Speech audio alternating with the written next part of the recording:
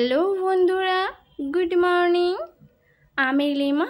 কেমন আছো তোমরা সবাই? আশা করছি তোমরা সবাই খুব ভালো আছো, সুস্থ আছো।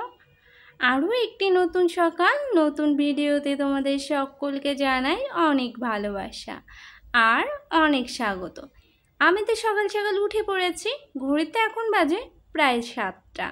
ঘুম থেকে উঠেছি এই মাত্রই হলো, আর তার ভেতরেই কিন্তু আমার বর্মশায়ের স্নান সারা কমপ্লিট।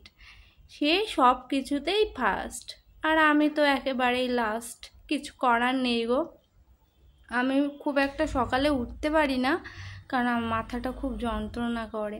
এই জন্য মাইগ্রেনের প্রবলেম আছে, তো এই জন্য আমি না সকাল সকাল উঠতে পারি না। একটু ঘুমটা ভালো না হলে আমার সারাটা দিনটাই মাথা যন্ত্রণায় পুরো ছিঁড়ে যায়। এই জন্য। আর আজ হচ্ছে কী বার?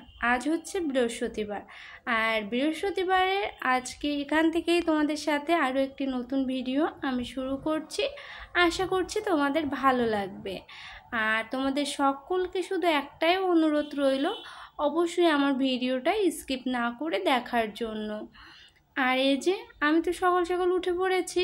উঠেই আগে বিছানাটা গুছিয়ে নিচ্ছি, তারপর বাসি কাজকর্ম আর যেগুলো আছে সেগুলোও সারবো। আর আজকের ভিডিওটা সকাল থেকেই আমি শুরু করলাম, আর চেষ্টা করব যতটা পারি তোমাদের সাথে শেয়ার করার।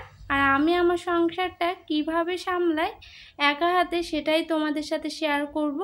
কিভাবে সব কাজকর্ম একা হাতে করি, কারো হেল্প ছাড়া, সেটাই তোমরা দেখতে পাবে আমার ভিডিওতে। আর এই যে বিছানাটা পুরো আমার গোছানো হয়ে গেছে। গুছিয়ে এবার ঘরটা ঝাড়ু দিয়ে নেব। আর তার ভিতরে এত প্রচণ্ড পরিমাণে গরম পড়ছে, আমি পুরো বিছানা গোছাতে গোছাতে পুরো হাঁপিয়ে গেছি। ফ্যান কিন্তু দেওয়াই আছে, কিন্তু তারপরেও যেন গরমটা একদম কাটছেই না গো। পুরো চোখ মুখ ঘেমে গেছে। আর সকালে ঘুম থেকে উঠে এমন ঘামতে কারই বা ভালো লাগে বলো? শরীরের ভিতরে যেন একটা অস্থিরতা কাজ করছে এই সকাল সকাল ওঠার পরেও। যেন সকালে উঠার আগে দেখছি পুরো ঝলমলে রোদ বাইরে, একদম তাতালো রোদ, যে গায়ে পড়া মাত্রই একেবারে ঝলসে যাচ্ছে। এই জন্য যতটা তাড়াতাড়ি পেরেছি ওঠার চেষ্টা করেছি আর কি, তাও তো সবসময় হয়ে ওঠে না। আর এটাই। আর এই যে ঘরটাও ঝাড়ু দিয়ে নিচ্ছি। আর তোমাদের দাদাভাই তো রেডি হচ্ছে। ও মনে হয় রেডি এখন পুরোটা হয়নি, মুড়ি খাচ্ছে হয়তো। মুড়িটা আগে আমি উঠে ভিজিয়ে নিয়েছি। আর আমার না সকালে উঠে রান্নাঘরে তেমন কোনো কাজ থাকে না বলতে পারো। এই জন্য আমি সকালে বাসি যা কাজকর্মগুলো থাকে সেগুলো কমপ্লিট করেই একবার স্নানটা সেরে নিই। আর কথাটা একটু আটকে আটকে যাচ্ছে, কিছু মনে করো না বন্ধুরা। কারণ কি জানো তো বন্ধুরা, এভাবে কথা বলা তো অভ্যেস নেই। আর তারপরেও প্রত্যেক দিনই তোমাদের সাথে ভাবি যে খুব সুন্দর করে কথা বলবো, গুছিয়ে কথা বলবো, যাতে তোমরা ভালো বলো, পছন্দ করো আমার কথাগুলো। কিন্তু ওই যে কথা বলতে গেলে পুরো আটকে আটকে যায়, তখন আর বুঝে পাই না যে কি বলবো না বলবো। আর এই যে সকালে একটা ওষুধ ছিল, খালি পেটে ব্রাশ করে ওষুধটা আগে খেয়ে নিচ্ছি। আর ওষুধটা একটু ভেঙে নিলাম যাতে গলায় আটকে না যায়। আর আমার জীবনে সব থেকে কষ্টকর কাজ হচ্ছে এই ওষুধ খাওয়া। ওষুধ গিলাটা জন্য আমার মানে একেবারে অসহ্য একটা কাজ। আর ওষুধ খেতে গেলে ওয়াক তো টানবই, সে 1-2বার হলেও কিছু করার নেই, এটা আমার হবেই। এই জন্য বেশ একটা কষ্ট হয়ে গেল যেন ওষুধ খেতে। কিছুক্ষণ বসে থেকে উঠে এই যে টেবিলটা পরিষ্কার করে নিচ্ছি।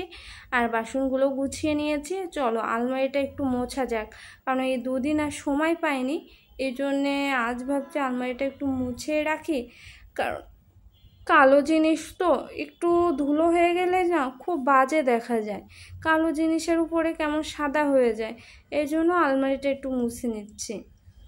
আর তোমরা আমার ভিডিওটা দেখেছো, আমার বাড়িতে কিন্তু খুব একটা মানে আমার ফ্ল্যাটে কিন্তু খুব একটা আসবাবপত্র নেই, কারণ পুরোটা তো নিয়ে আসিনি বাড়ি থেকে। আর যে কটা আমার খুবই দরকার সেগুলোই আমি নিয়ে এসেছি বাড়ি থেকে আর কি। আর বাদবাকিগুলো সবই আমার শাশুড়ি মাকে দিয়ে এসেছি। যেমন ফ্রিজটা দিয়ে এসেছি, শোকেসটা, বাক্সটা, আলমারিটা দিয়ে এসেছি সবগুলোই। আর পুরনো টেবিল চেয়ারগুলো সেগুলোও দিয়ে এসেছি, যেগুলো ওনার কাজে লাগতে পারে হয়তো কখনো না কখনো। আর আমার শ্বশুরমশাই তো গত হয়েছেন প্রায় 8-9 বছর হলো। শ্বশুরমশাইকে বিয়ের পরে পাইনি বলতে পারো, পাইনি মানে শ্বশুর বাড়িতে গিয়ে শ্বশুরমশাইকে একেবারেই পাইনি। একটা দিনের জন্যেও তার হাতটা আমার মাথার উপরে কখনোই রাখার সৌভাগ্যটা আমার হয়নি।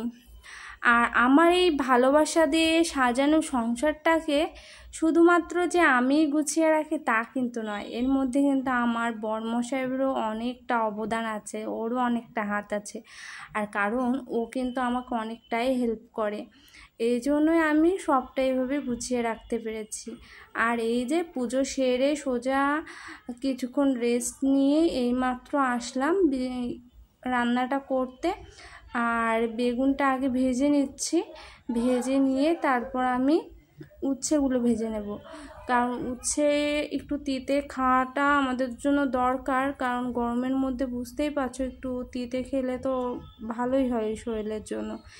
এই জন্য একটু উচ্ছে ভাজা করব আলু দিয়ে, আর বেগুন ভাজা, আর সবার শেষে ডালটা করে নেব।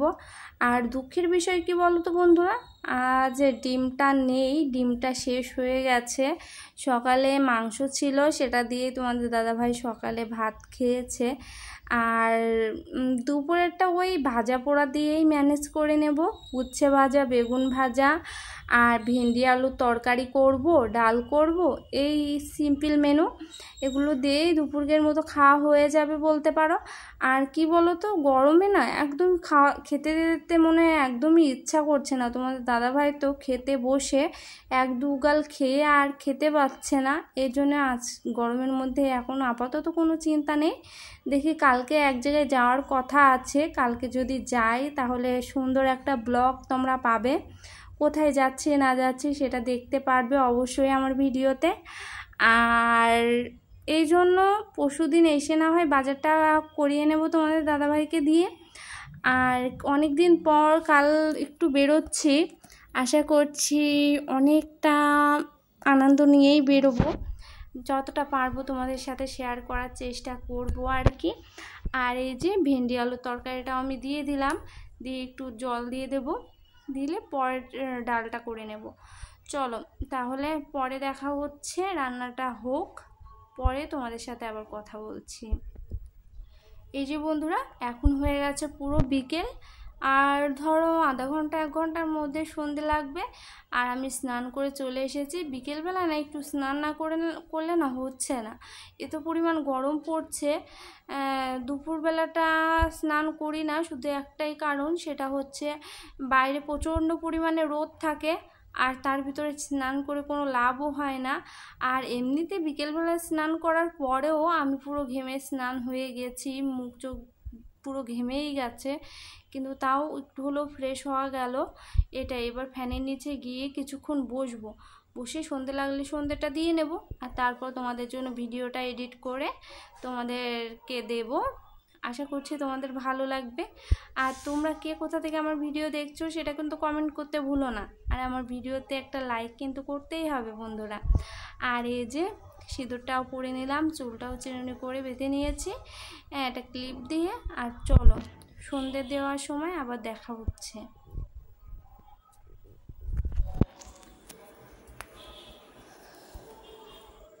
এই যে বন্ধুরা আমি আবার সন্ধ্যের সময় তোমাদের সাথে চলে আসলাম, আর আমি সন্ধ্যেটা দিয়ে নিচ্ছি, কারণ সন্ধে হয়ে গেছে, এই 2-4 মিনিট মতো হলো। সন্ধেটা দিয়ে তারপর আমি ভিডিওটা এডিট করতে বসবো, কারণ ভিডিওটা এডিট করতে কিছুটা বাদ আছে এজন্য। আর আজকের ভিডিওটা এই পর্যন্ত, টাটা বন্ধুরা।